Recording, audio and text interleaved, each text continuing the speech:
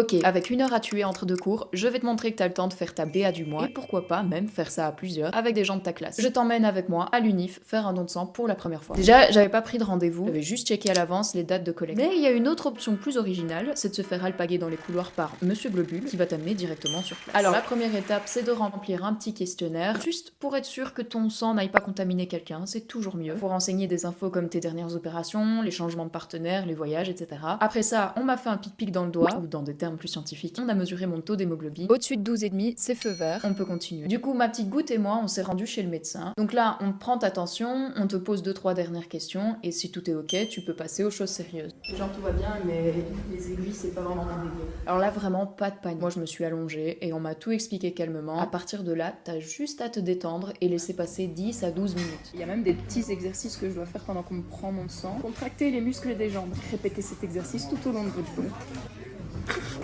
C'est déjà fini, ma petite poche va pouvoir être traitée et partir vers un hôpital. Donc en tout, ça m'a pris plus ou moins 45 minutes. En plus, on t'offre même un petit encas à la fin, mais aussi des goodies, ma foi fort sympathique. J'ai eu un tote bag et un kit de couverts réutilisable. Il m'en fallait justement, donc tout bénef. Mais alors si en plus j'ai pu t'aider à démystifier le don de sang, bah c'est encore mieux. Ciao!